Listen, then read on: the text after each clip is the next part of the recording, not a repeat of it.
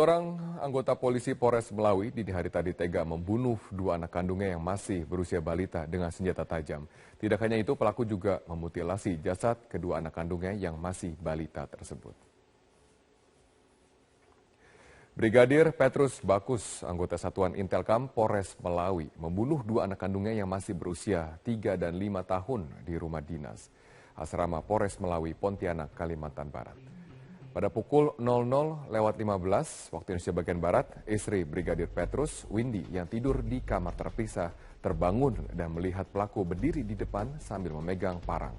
Pelaku memberitahu istrinya bahwa kedua anak mereka sudah meninggal. Saat istri pelaku melihat ke dalam kamar, kedua anaknya sudah dalam keadaan tewas yang mengenaskan. Kemudian istri pelaku melarikan diri keluar rumah, meminta pertolongan ke rumah dinas anggota Satuan Intelkam lainnya, Brigadir Sukadi. Tidak lama kemudian, Brigadir Petrus datang ke rumah tersebut. Kepada Brigadir Sukadi, pelaku mengaku perbuatannya dan menyerahkan diri.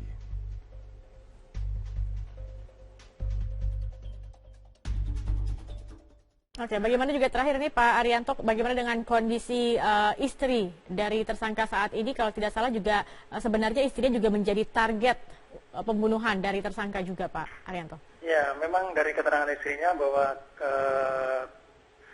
tersangka memang sempat akan melakukan pembunuhan kepada istrinya, namun istrinya dengan berargumentasi untuk meminta air minum, dan pada saat suaminya mengambil air minum, istrinya sempat dapat melarikan diri ke rumah tetangga.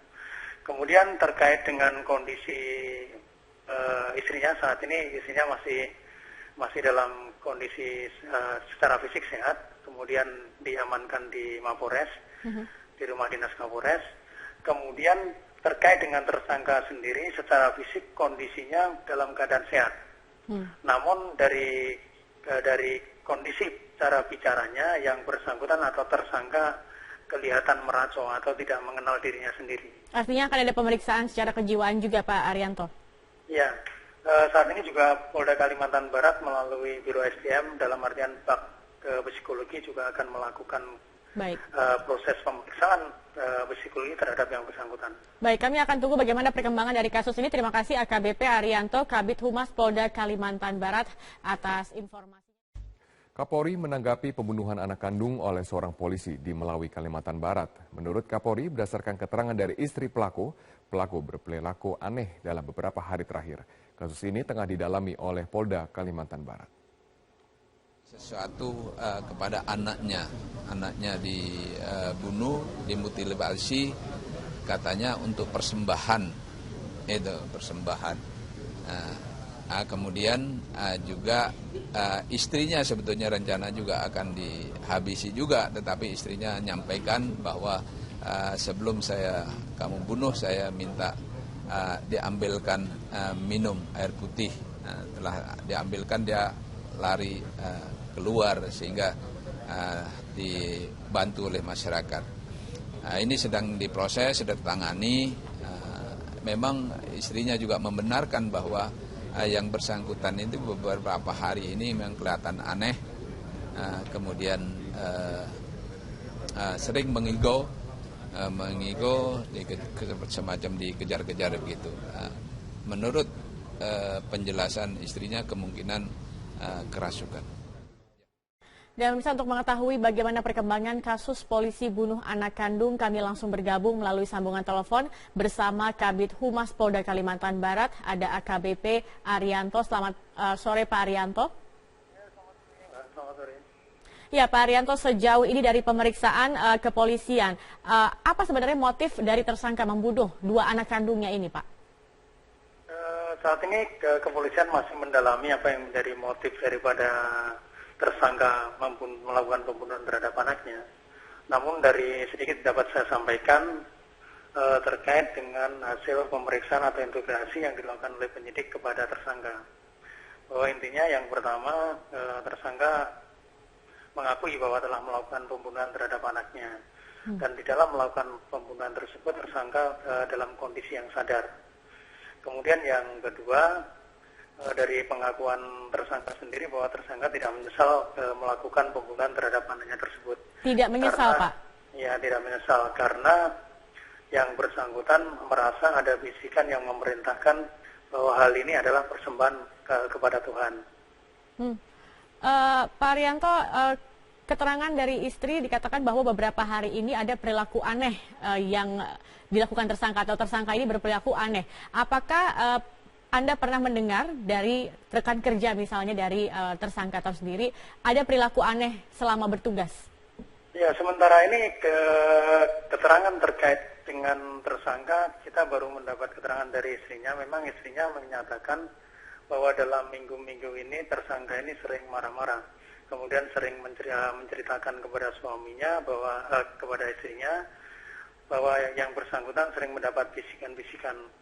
Untuk terkait dengan keterangan dari rekan kerjanya, sampai saat ini ke pihak penyidik masih melakukan pendalaman atau melakukan pemeriksaan terhadap rekan-rekan kerja yang terkait. Sejauh ini pendalaman yang dilakukan oleh kepolisian apa saja yang sudah didapatkan, Pak Arianto? Ya, tadi saya sampaikan terkait dengan keterangan dari tersangka sendiri, tadi mengatakan bahwa dia tidak merasa menyesal melakukan pembunuhan terhadap anaknya, karena mendengar bahwa hal ini merupakan bisikan atau perintah dari persembahan kepada Tuhan. Kemudian yang kedua, yang bersangkutan juga merasa tidak menyesal karena menganggap bahwa anaknya ini sudah kembali ke surga, kembali kepada dirinya kembali. Kemudian yang ketiga, yang bersangkutan juga mengatakan bahwa apa yang terjadi pada dirinya ini adalah sesuai dengan kehendak Tuhan sejak ia lahir dari rahim ibunya. Nah, ini pengakuan-pengakuan yang disampaikan tersangka kepada penyidik dari hasil interogasi yang disampaikan tersangka. Menanggapi pembunuhan anak kandung oleh seorang polisi di Melawi, Kalimantan Barat, menurut Kapolri berdasarkan keterangan istri pelaku berperilaku aneh dalam beberapa hari terakhir. Kasus ini tengah didalami oleh Polda Kalimantan Barat. Satu kepada anaknya dibunuh, dimutilasi, katanya untuk persembahan, persembahan. Kemudian juga istrinya sebetulnya rencana juga akan dihabisi juga, tetapi istrinya menyampaikan bahwa sebelum kamu bunuh, saya minta diambilkan minum air putih. Setelah diambilkan, dia lari keluar sehingga dibantu oleh masyarakat. Ini sedang diproses, sudah ditangani. Memang istrinya juga membenarkan bahwa yang bersangkutan itu beberapa hari ini memang kelihatan aneh, kemudian sering mengigo, semacam dikejar-kejar begitu. Menurut penjelasan istrinya kemungkinan kerasukan. Ya. Sejumlah polisi Polres Melawi dini hari tadi tega membunuh 2 anak kandungnya yang masih balita dengan senjata tajam. Tidak hanya itu, pelaku juga memutilasi jasad kedua anaknya tersebut. Brigadir Petrus Bakus, anggota Satuan Intelkam Polres Melawi, membunuh 2 anak kandungnya yang masih berusia 3 dan 5 tahun di rumah dinas pelaku asrama Polres Melawi, Pontianak, Kalimantan Barat.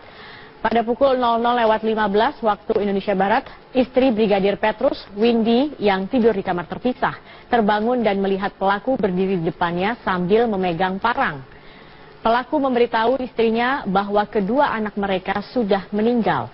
Saat istri pelaku melihat ke dalam kamar, kedua anaknya sudah dalam keadaan tewas mengenaskan. Kemudian istri pelaku melarikan diri keluar rumah, meminta pertolongan ke rumah dinas anggota Satuan Intelkam lainnya, Brigadir Sukadi. Tidak lama kemudian, Brigadir Petrus datang ke rumah tersebut dan kepada Brigadir Sukadi, pelaku mengakui perbuatannya dan menyerahkan diri.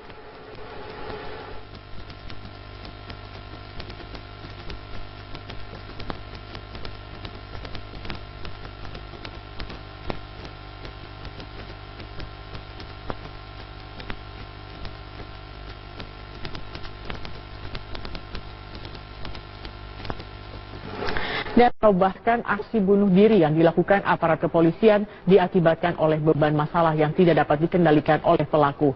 Institusi Polri diharapkan dapat memperketat monitoring terhadap kondisi kejiwaan anggotanya.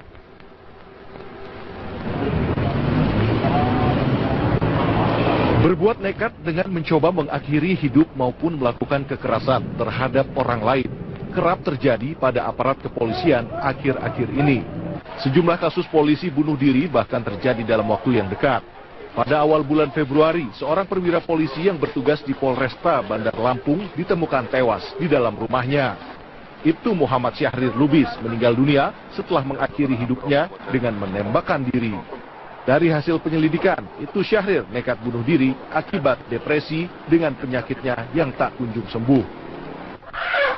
Sementara itu, kasus anggota polisi yang melakukan kekerasan hingga berujung pembunuhan terjadi pada bulan Oktober tahun 2015. Seorang anggota polisi di Rokan Hulu Riau, Bribka ST Simanjuntak, tega menembak mati istrinya.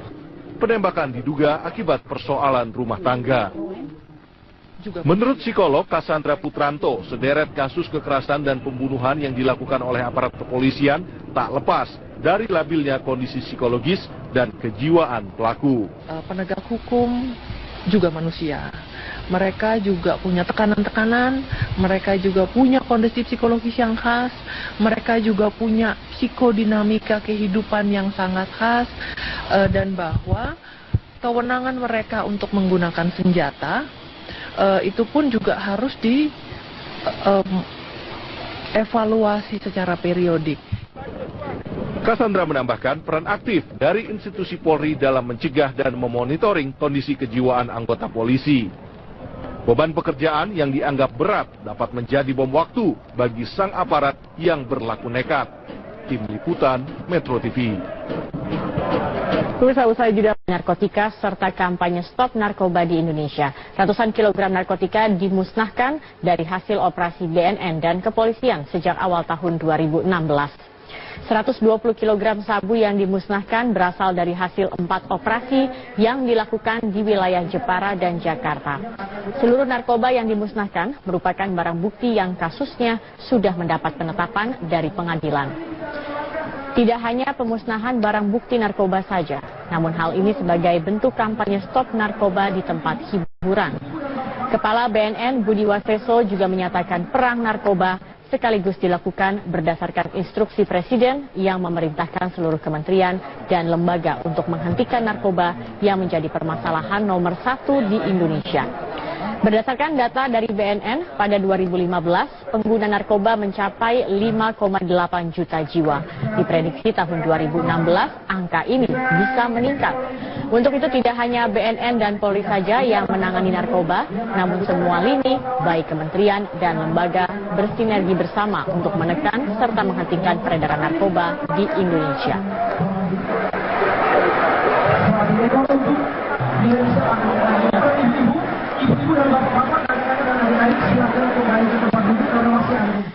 Bapak minta saham, nama Setia Novanto kembali menjadi perbincangan ketika menitip absen saat sidang paripurna pada Selasa lalu. Menanggapi hal ini, pimpinan DPR akan mengevaluasi sistem absensi.